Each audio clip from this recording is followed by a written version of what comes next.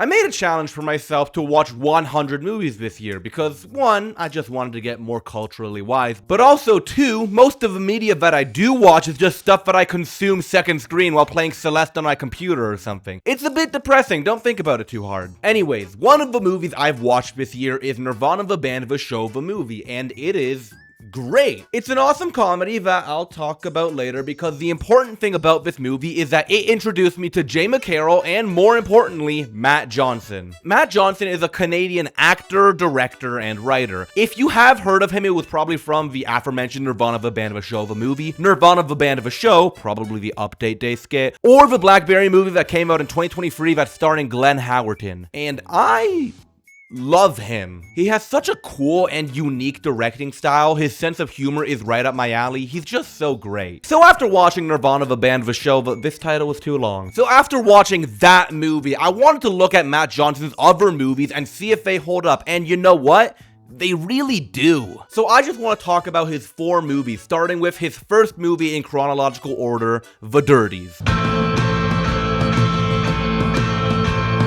The Dirties is a movie about a school shooting. Now I know that sounds really heavy, and if you're cynical, melodramatic, but in reality, this movie is at times really funny and even tasteful. So the summary is that the movie has 2 main protagonists, Matt Johnson and Owen Williams. Matt does this weird thing where he likes to give the characters he plays his own name, and given what he does later on in this movie, it's definitely a choice. Matt and Owen are 2 students who like making movies and get bullied by the titular Dirties. It's filmed in this found footage / documentary style, and the beginning of the movie is basically chronicling them making a different movie called The Dirties, in which Matt and Owen play detectives who take down the Dirties by killing them and stuff. We see them sort of fart around, film stuff. Owen has a crush on this girl Chrissy and Matt is trying to help him get with her. Eventually they present the movie to their class and it doesn't go great. The Dirties are talking and making fun of the movie the whole time, and when they walk home that day, one of the Dirties throws a rock at Owen. As Matt and Owen are hanging out, feeling defeated and upset,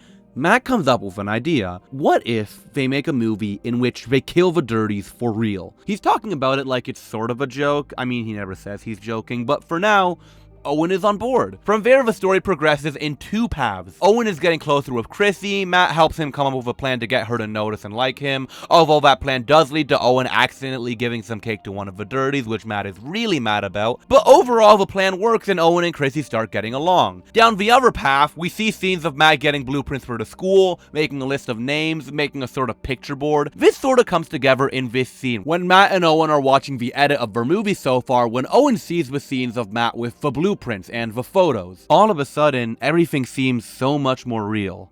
It's not a joke anymore. From here, a sort of rift opens between Matt and Owen that culminates in this scene. Matt and Owen are standing by a cliff, and Matt keeps on joking about jumping or falling, even when Owen tells him to stop multiple times. This causes them to have a bit of an argument. You were always acting. I'm not always Yes, you acting. were I'm always never acting. I'm never acting. You're acting even right now. Always, you're conscious of yourself. I don't know what's real with you and what's not real with you. This is real. I'm being real. But Owen is done with Matt's shit, and in the next scene, he leaves. Then this sort of sad montage starts, where you almost start to believe that Matt will stop the plan to save his friendship, until it cuts to Matt editing, where he says, "This is too cheesy. Is this way too cheesy? This is not like me, eh?" None of this was real. He was never going to not do the plan. It was all just filmmaking. A few scenes later, and it's time. Matt shows up to the school, he sets up some cameras, he seems to be rehearsing talking to someone, and then... Let go of my hand, dude.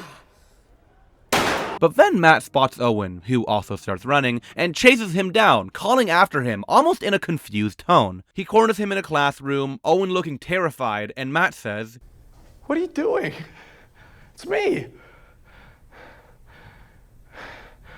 And then the movie just ends. Fuck, this movie is good. I like how it sort of avoids the problems within the typical found footage movie, like how is everyone mic'd up, why does no one talk to the cameraman, etc. Because the movie likes to do this weird thing where after like the halfway mark, nobody but Matt really talks to the camera. And I like to think that as the movie continues, the cameraman stops being there. There is no way this movie could really be found footage. I mean, it's not, but there's no feasible, realistic way that it actually could be. And I think it circles back to this scene where Owen says everything is a movie to you. My theory is that in universe, at a certain point, there's no cameraman actually there. Matt just thinks he's in a movie. I mean, because he is, but I don't think Jared is really around for most of these scenes. I think it's what Matt imagines as a movie. I think it's all in Matt's mind, and that's what we're watching. We're watching his brain's manifestation of a movie. The found footage / documentary genre is a constant across most Matt Johnson movies, and I think it's done really well. I think the genre is by no means uncharted territory, but pretty much with each new Matt Johnson movie, it feels unique. Like, it has a fun little spin on it. The questions about the cameraman and stuff disappear into the background, whether it be because, in my opinion, it's not a real cameraman and just a manifestation of Matt's imagination, or because it's actually a real cameraman filming real candid reactions, or because they make the camera technology realistic to the time that the movie takes place in. He takes the genre and makes it feel fresh every time he does it. Another part about this movie is the humor. I mostly talked about the serious aspects, but this movie can be really funny. Matt and Owen have a really unique dynamic. It's almost like a more sinister Matt and Jay. I'm getting ahead of myself. There's just so many unexpectedly funny lines throughout this pretty dark movie. Last thing I'll say about this is I like how Matt is not just a complete monster or a person pushed to the limits. This movie is quite realistic because it's about a guy who very much displayed real and preventable symptoms of mental illness that just went unnoticed, whether it be by his friends, his classmates, or his woefully unaware mother. He just slipped through the cracks. The system didn't catch him, and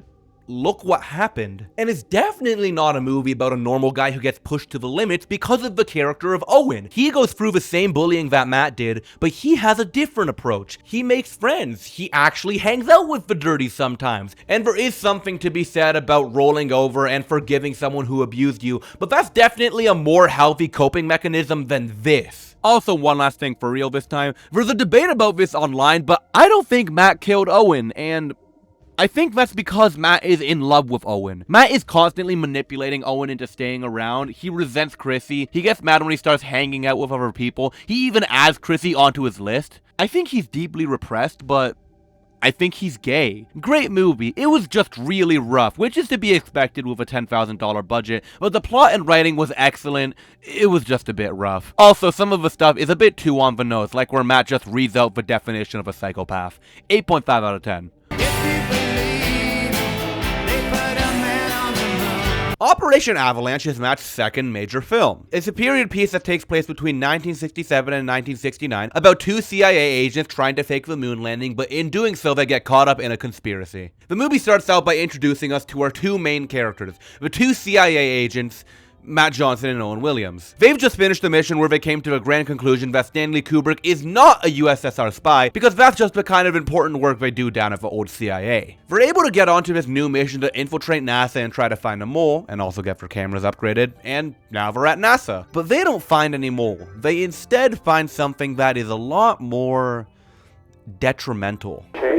We can't land on the moon unless by some miracle Braun finds lighter fuel. We aren't touching down for 5 years. They're told to stop the mission, but Matt has an idea. What if we fake footage of astronauts being on the moon? They'd launch the rockets, have them really go into orbit, but when it cuts to footage of the moon, what if we just use footage that looks like it's from the moon? And begrudgingly, the suits agree to this plan. But because Matt went behind Owen's back to do this, Owen is not happy. But anyway, at this house party, they find out that they're going to be working underneath this guy, Matt Bowles, also known as the most 1960s sounding man ever. Congratulations on having Brackett approve this insane mission. Also, there's some guy standing at the outskirts of the party, but that's probably not important. The next 30 minutes of this movie is pretty much just Matt and Bowles doing some fake moon landing shit. They try to find a good outside location. That doesn't really pan out. They go to Kubrick and discover front screen projection. They find out that if this plan fails, the CIA is gonna do Operation Northwoods, where they shoot down Apollo 11 and blame it on the Soviets, and they start filming in this warehouse set. Meanwhile, Owen is very nervous about all of this. He seems to be very paranoid about the whole thing, and all of this mounts in this scene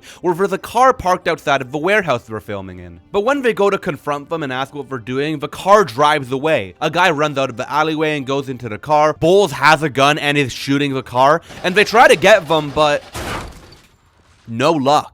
So something is going on. The CIA tries to tell them that the guy in the car was the mole that they were looking for at NASA, Antonin Lotsky. But Owen finds out that they've heard Lotsky speak before, in this recording where he's talking to this other guy about how the US can't land on the moon. The CIA is lying to them. A few days later, Lotsky ends up dead, and during filming, a small fight breaks out, but in the end, they do it. They succeed at making the footage. Bowles tells Matt to get rid of the evidence and tear everything down as a job well done, but before doing that, Matt starts cutting together a different film and buries it in a field. Now it's the day of the moon launch, and Owen suddenly calls Matt and says that there's people outside of his house and tells him to go to this motel. But when Matt arrives there are two men outside of a motel. He manages to escape them and haul ass to the field where the film is buried, but then the guys show up and they have this really scary and tense car chase scene, but Matt is eventually able to get away. Matt then goes back to Owen's house, but we then see Matt give these films to this random guy, and then we see a faraway shot of one of the CIA executive guys. Matt gives him a call on the payphone, and he tells him to leave him alone or he's going to leak all of the footage about the moon landing being faked. They sort of talk back and forth, the call ends somewhat ambiguously, and then Matt walks out into the street to this TV shop where a bunch of people are gathered around, and he sees the footage that he filmed on TV. And then the movie ends. This movie is great. I love how much tension there is in the second half of the movie. That car chase scene was so fucking good. It had me on the edge of my seat. Also, you might not have known this, but this movie had a budget of $1 million. So how the fuck did they film inside Mission Control and NASA? This brings us to the second unique trait of Matt Johnson's films. Sneaking around. Sneaking around gets you nowhere. Now, I know you think that, Jay, but that's not actually the case. According to Matt Johnson, the way he was able to film inside NASA is that he told NASA that they were filming a documentary on the moon landing, and then they got all of this footage. They pretty much lied their way into NASA, although they didn't technically lie. They did film a form of documentary about the moon landing. That's definitely true. And this technique is seen a lot in his documentary films, aka all of his movies except Blackberry. In The Dirties, I'm pretty sure that scene of Matt getting the blueprints to the school is actually just him walking into a government building and asking for the blueprints. And in that movie, they sneak around all the time. They sneak these wire cutters into the CN Tower so they can...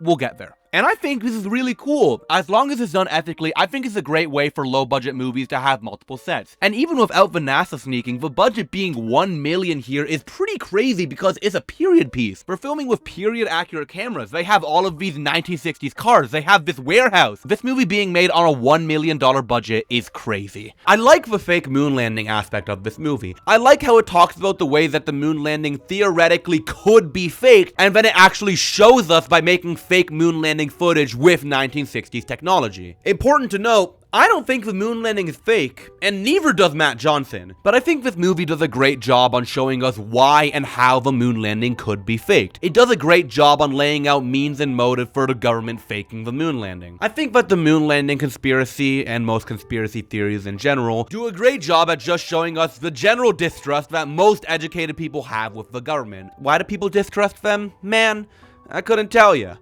Absolute mystery to me. Overall, this movie was great, although I did get a little bit bored of looking at them faking the moon landing after a while. As interesting as it was, I found the conspiracy of the CIA setting them up to be far more intriguing. Also, the characters in this movie are just a bit flat. They're not one-dimensional or anything, but Matt Johnson's performance here is not nearly the nuanced performance that I saw in The Dirties. The acting is great, but I feel like the movie puts more stock in the story than the individual characters. But all of that is made up for with cool period-accurate filming and a very intriguing story.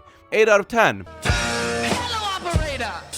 Can you give me number 9? Blackberry is a movie about BlackBerry phones. It's a real thinker, but it's not about the berries. It's about the phones. It's basically a biopic about the history of a company that came out in 2023, where there was a weird amount of corporate biopics coming out that year. But BlackBerry has a pretty distinct difference from all of them because it's a movie about failure. At its height, BlackBerry controlled 45% of the cell phone market. Today, it's 0%. The movie starts out by showing two of our protagonists, Doug Freegan, played by Matt Johnson, and Mike Lazaridis, played by Jay Baruchel. We're sitting in this office waiting to present something to our third main character, Jim Balsillie, played by the Golden God himself. While waiting in Jim's office, Mike identifies a small buzzing noise coming from Jim's intercom, and to Doug's dismay and worriment, he tries to take it apart and fix it. He's able to do so, and Jim comes in and they present their product. It's basically a phone that can act as an email terminal, browse the internet, and has a keyboard, and it's called Pocket Link. Now, given that this scene takes place in 1996, this technology is pretty revolutionary, but the problem here is that the pitch is kinda garbage, so Jim tells them to kick rocks. I like how this scene immediately tells you pretty much everything you need to know about these characters. Jim is a dickhead businessman, Mike is a tech genius perfectionist, and Doug is a goofy but well-meaning and kind-hearted guy. Later on, Jim comes over and says he wants to buy the company and be made CEO. After a bit of back and forth, Jim buys a portion of the company and is made co-CEO. But when Jim comes in on his first day of work, he sees that this company is an absolute mess. Engineers are fucking around, there's stuff strewn all over the place, they're actively getting fucked over by US Robotics. US Robotics also tells Jim that they're working on a phone that's like the Pocket Link, and Jim whips the nerds into shape to make a prototype as fast as possible. Mike is pretty adverse to this idea. He talks about how the reason Jim's intercom makes that little noise is because it's poorly manufactured from China, but Mike wants to engineer stuff that works well. But Mike doesn't really have a choice here, so him and his nerds stay up all night to make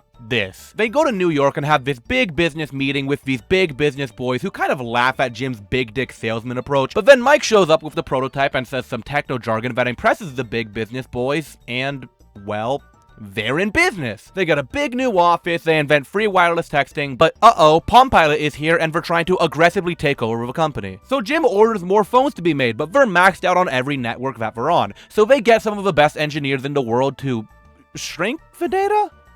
I think? Oh hey, it's ProZD! The way they get the best engineers in the world to join their cause is by giving them $10 million in backdated stocks, which is probably legal, and everything is pretty much smooth sailing until the Titanic iceberg of this movie shows up.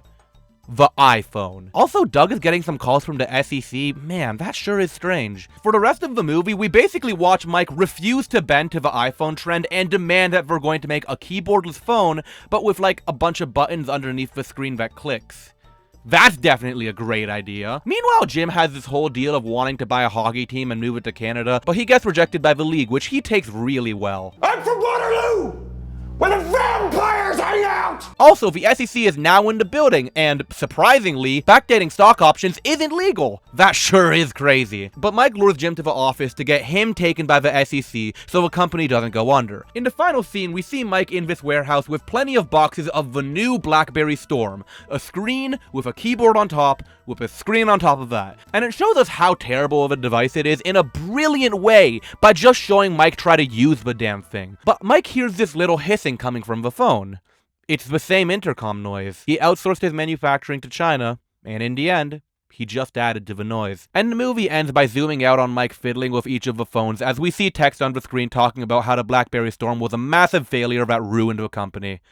The end. One thing I like about this movie is not only is it a corporate biopic about failure, it almost has an anti-corporate message. Like, think of the main characters. Doug represents the old tech startup. Maybe a bit disorganized and not working at max efficiency, but he cares about people. And Jim represents the corporate world. Being cutthroat and ruthless, always being on his phone doing some sort of work. Pretty much a boilerplate representation of corporate America. Or I guess in this case, corporate Canada. And Mike is being pulled in both of these directions, but in the end, Jim wins. At the beginning of the movie, Mike is a poorly socialized nobody who has a great product but does not have the skills to sell it. And by the end of the movie, he pretty much just becomes Jim. Like, take this scene where he betrays Jim. He has become the shark. And Mike becoming Jim is something that is framed as bad. I mean, I didn't like him anymore with that stupid fucking hair. It's funny that this might be the only anti-corporate biopic. Except for maybe The Social Network. Now, obviously, this is a pretty unique Matt Johnson movie in the sense that it's his only movie that isn't a mockumentary outright. But in interviews, Matt has talked about how they still use the camera techniques of a documentary in this film. What that's saying is that the camera is moving to capture scenes as they're happening, instead of each shot being lined up as a character says a line. I think a great example of this sort of camera work being really awesome is this scene where Michael Ironstein is berating the engineer team and says, "Until this room is full of men and not little boys playing with their little penises." Just seeing the camera move to zoom in on the one woman, it's so fucking funny. I will say that maybe the biggest problems I have with this movie is related to the small budget. This cramped office space is not what I have in mind when I think of an illustrious $70 billion market cap company. This office space only seems like a slight upgrade of the one they had before. And it's not like that's the fault of the filmmaker, but that doesn't make it not an issue. I haven't seen any of the other corporate biopics, but to be honest, I don't think I'd really have to be able to say that BlackBerry is the best one, at least from 2023. I don't think that the Air Jordan movie, or the Tetris movie, or the Flamin' Hot Cheetos movie is gonna be better than this. And I think a large reason for that is because when the company is still in business, it's basically an ad. Air 2023 is a 1 hour 52-minute advertisement for Air Jordans. BlackBerry can't be an ad for BlackBerry phones because they don't fucking make them anymore. And to be honest, a rise and fall story is always going to be more interesting than the origins of Flamin' Hot Cheetos. Great movie, 8.3 out of 10.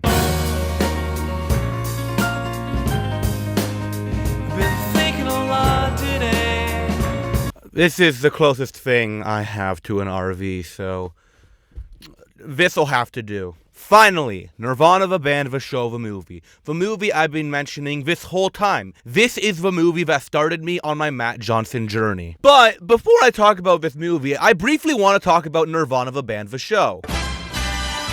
Nirvana the band, the show is interesting. In 2008, it was a web series, and it did a bunch of 2008 stuff. Here's the real song, fag! In 2010, it ended, and then Matt and Jay said that they're never gonna do anything with these characters again. Then in 2017, Viceland gave them a show, but they had to add another N to the name so that Nirvana wouldn't sue the shit out of them. Then that show was unceremoniously put to rest, and then Matt and Jay said, we're never gonna do anything with these characters again, and then the movie happened. But with the show, what do I think? I think the web series is good groundwork for a show. I'd hesitate to call it great because it's pretty rough around the edges, some of the storylines aren't very entertaining, and it's 2008, so it has a bunch of 2008 language. Well, I want everybody to know that $15 from the sale of every ticket tonight is going to fight the Iraq War.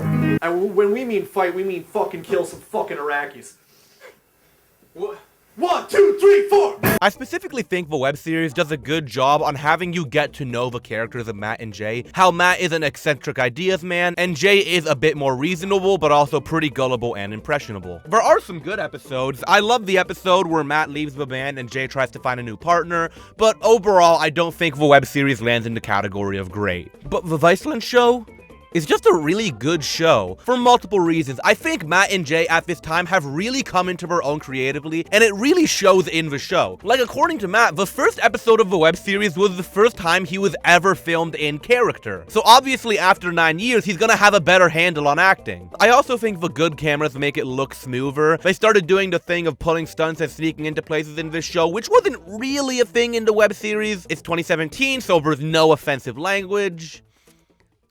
Well, Fucking retard. and not to mention, every episode of this show is great. There is no bad episode, it just ranges from great to amazing. I'd give the web series a 7 out of 10, but I'd give the Viceland show a 9.3 out of 10. Anyways, back to the movie.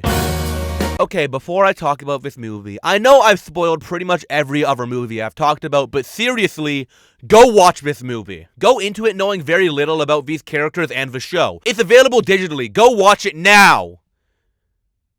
Okay, let's go. I realize that I haven't explained the premise of Nirvana the band yet. So basically, the premise of the movie is that these two guys, Matt Johnson and Jay McCarroll, are in a band called Nirvana the band, and they're trying to get a show at this Toronto venue called the Rivoli. But instead of calling them, doing shows at other venues to build up a reputation, or anything else that a normal band would do, they pull off these weird, elaborate schemes to try to get a show at this small Toronto venue. The movie starts out with some clips from the web series, which is pretty freaking epic, I can't lie. Then after Matt says, Jay, I got a feeling things are gonna work out okay for us. it cuts to 17 years later where finally Matt has come up with the plan to get them a show at the Rivoli. I mean, he said that for every other plan, but let's hear him out. So, they're gonna skydive off the CN Tower into the Sky Dome and announce that they're having a show at the Rivoli, which is gonna make them have a show at the Rivoli.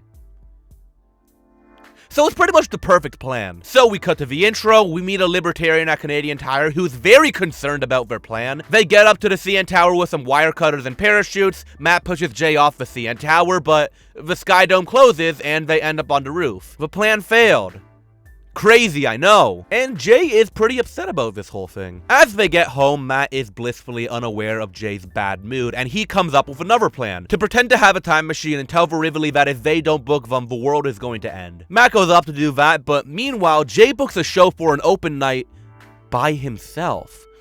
Also, it's in Ottawa. Matt makes a fake Back to the Future time machine, but accidentally spills this novelty drink Orbits on it, and it starts a fire, so Matt puts it out and sort of walks away angry and sleeps in the RV. This detail is all important, I promise. Jay tries to take the RV to Ottawa, and he doesn't realize Matt is there. The time machine works, and they end up in 2008. They connect the dots and realize Orbits is what made them time travel, but they can't get any because it's a discontinued drink, except for the fact that their 2008 selves still have a box of Orbits back at their apartment. They go to get Orbits from the apartment. There's some crazy editing where their real 2008 selves are interacting with their 2025 selves, but before they leave, Jay confesses to Matt that he was trying to leave the band when he was driving the RV in the morning, and Matt reacts in the emotionally mature way that you would expect, trying to intentionally change the timeline by writing "Don't play Verively" on the whiteboard. They travel back to 2025, and Matt finds out that their little stunt made Jay an international pop star, and Matt is now in a Jay McCarroll cover band. He tries to talk to Jay, but he doesn't seem to remember Matt, except he does remember because we cut to his perspective where he finds out he's famous in this timeline, and he just sort of goes with the flow. But there's trouble in paradise when Jay shoots someone in the head with a gun. Crazy, I know, but to be fair, it was an accident. Jay is on the run and he goes back to Matt, and they both try to come up with an idea to get the time machine working again. After some very efficient brainstorming, they find out that lightning is what makes the time machine work, and they know that lightning is going to strike the CN Tower at 9:03 that night. So they get a big spool of wire, connect it to the top of the CN Tower, they drag it all the way to this electrical box that connects to the cable cars. They have this big plan, but stuff goes wrong. The tower gets disconnected, the streetcar gets disconnected, Jay is on the run from the cops. This all culminates in this moment, where Jay has set the time machine to 2 days ago to try to fix his shooting mistake, and miraculously, the streetcar side gets connected, and then Jay sees that Matt used his pliers to connect himself to the streetcar box. So then lightning strikes, we see Matt's solitary hat sort of floating away, and then it cuts to a scene that feels like the intro, except Jay says, "You know, maybe we should go early, just in case the weather gets bad and they shut the dome." Because at the very last moment, Jay decided to change it back. He went back to change Matt's "Don't play Verively" message to just "play Verively." The end. I honestly skipped a lot with this plot summary because as I was writing this, I realized that this plot is really fucking dense. I skipped a lot of great moments, like Jay trying to explain his big spool of wire to CN Tower security, or the great moments with the alternate reality guys, or the many funny jokes. Something I think this movie does really well is balancing the tone. Like, you'll have this funny as fuck scene where Matt is talking to 2008 Jay about how he's a Dickensian spirit, and this is all a dream. And then 2008 Jay comes down the stairs and he has a heart-to-heart with Matt. It really succeeds at making me feel sympathetic to these ridiculous characters. This is really the fourth tool of the Matt Johnson toolkit, being able to balance the comedic and dramatic aspects of a film in a natural way. Like in The Dirties, when Matt is dressing up in all of these silly outfits, which he's trying on to see what he'll wear when he shoots up a school. Or in Operation Avalanche, when they're brainstorming what Neil Armstrong should say when they get on the moon. It's like a leap. It's like a jump. And this is a leap forward for everything. Next evolutionary step. A leap forward in science. For humanity. Exactly. Being able to do this effectively really elevates all of his movies, but specifically this movie to another level. There's this thing with other comedies where the characters are so ridiculous that even when they want to have the serious character moment, they write it to be comedic because the character is so ridiculous and so over the top that it's really difficult to balance the tone. So a comedy that is able to make me sympathize with the character without taking away from the craziness of a character, that's just skillful writing. There's this bit in Nirvana, the band in general, where they'll have these flashbacks, but 90% of the time, the flashback is just not accurate to what it's flashing back to, and I'll be honest, it's funny every time. Some of the best moments from the movie and the show is them doing this bit because it's just so good. Also, not to mention, the degree of sneaking around that they did for this movie is so fucking crazy. Like in this scene, I assumed that Matt going on the CN Tower was a set and completely made up. But then this guy made a TikTok talking about his experience of being in the movie unknowingly, and he said that there was an actual helicopter around the CN Tower, so now I wonder, wait, How much of this was real? Did they skydive off the CN Tower? Did they wrap wire to the lightning rod of the CN Tower? Did they break into Drake's mansion? How much of this is real? And there's so much more amazing stuff about this film. The editing is great. The soundtrack is so fucking good. It's basically a copy of Back to the Future, but that doesn't really matter because it's so good. This movie is so absolutely amazing, and I am extremely excited to see what Matt Johnson cooks up next. 9.5 out of 10 because I think it's just missing that last bit of spice that makes it a 10 out of 10. I'll say this, as of right now, Matt Johnson is my favorite director. Now I know that's subject to change, I just started my journey as a film bro, and I'll probably change my opinion, but as of now, he's my favorite. He's so unique in all of his works, even when they are derivative. Sure, he's hard to digest, his shooting style can be a bit nauseating, the films themselves aren't very clippable, and the acting isn't groundbreaking, but I like it. I love it because Matt Johnson films are so uniquely his. In every single one of his films, except Blackberry, he's always using the same tricks, the same tools. And I know other directors are like that, but this video isn't about them. Go away! Now you might say, Gug, you say Matt Johnson is your favorite director, but you have problems with all of his movies. Statistically, your favorite director should be Bong Joon-ho because both of his movies that you've watched are 10 out of 10s. And I'd have to say that yes, all of Matt's films are flawed. But the fact that they're flawed makes it so impressive to me that pretty much every other aspect of the movie is amazing. The Dirties is a very volatile movie that has a scene of a character doing blackface, but it's so well written and directed that it deserves to be my second favorite Matt Johnson film. And he just seems to be getting better as time goes on. So yeah, I'm excited to see his next project. Maybe that Bourdain biopic will blow me away, or this weird Mossad agent movie will be a work of art. Really, this video is what all of my videos are about. Just an obsession that I couldn't shake, so I had to make a video on it. In conclusion, movies are pretty cool, don't you think? I couldn't think of an outro for this video, so I'm just gonna sing We Shop Wednesday. I'm just gonna do that, okay. Super Mario RPG, Sonic the Hedgehog, Donkey Kong Free, Adventures of Lolo 1 and 2, King's Knight, Dig Dog, Chew Man Fu, Harvest Moon, League Puzzle Pokemon, Toe Jam and Earl in Panic on Funkotron, Castlevania, Fatal Fury, Ninja, Jajumaru, Connect, Razor, Blazing Lasers, Bases Loaded, Mega Turrican, Cybernator, Rolling Thunder, Dynastic Hero, Bubble Bobble, Double Dribble, Double Dragon, F-Zero, F-Zero X, and Donkey Kong Jr. Map, Ninja Gaiden 1, Ninja Gaiden 2, Ninja Gaiden 3, Cruising USA. Hey, thank you for making it to the end of this video. As I was watching back the video for the final edit, I just had this moment where I thought, is this video good? And I just don't know. I think what I tried in this video is I tried to be serious and analytical instead of just the usual funny. And did that work out? Fuck if I know, man. Let me know if you liked this one, because I just can't. I don't know. I just don't know. If you enjoyed my lengthy diatribes on movies, follow my Letterboxd, I guess. I don't know. I have an Instagram, I post updates on there. I haven't posted anything else on there in a while. I don't fucking know. Bye.